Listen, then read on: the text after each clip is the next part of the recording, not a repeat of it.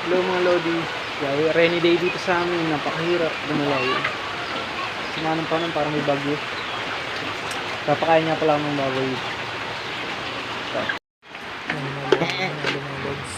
Dito ko ng baboy. Sobrang alam dito sa probinsya namin.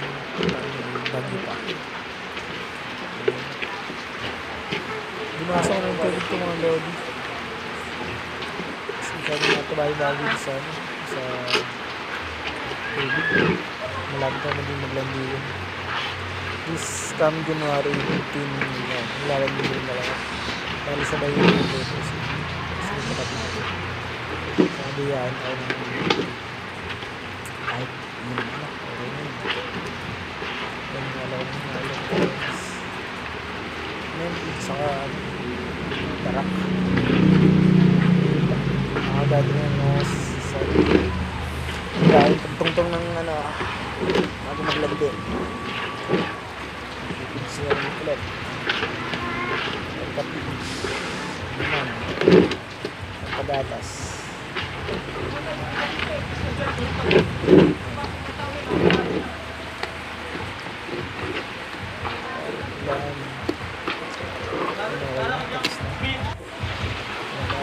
Dalawa kong bagoy. Maganda kami natin ng tutusin. Ang dami ng bebe, tapos buhay. Kasi balat. Nabiya na kami sa mga Maganda yung isa. anak. Sila mga magkakapatid yung nakatry dalawa.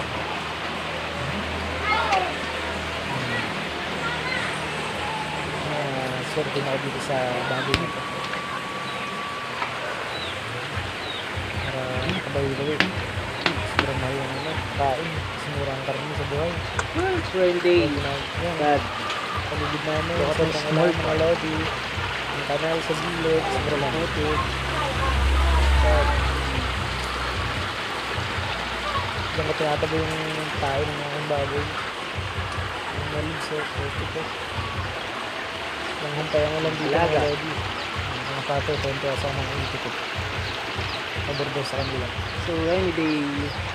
Yung mga Tamad kumilos. Sobrang lamig. By the way, marapit ng mga Pasko mga Lodi. Merry Christmas sa inyo lahat. Sana pagpalawid tayo. Is coming pas, buwan lang. 2024. Sa lagi na po ang aking mga baboy. Sorte ng lahat. Mga negosyo, nangangarap. Kapit lang tayo mga Lodi. Merry Christmas.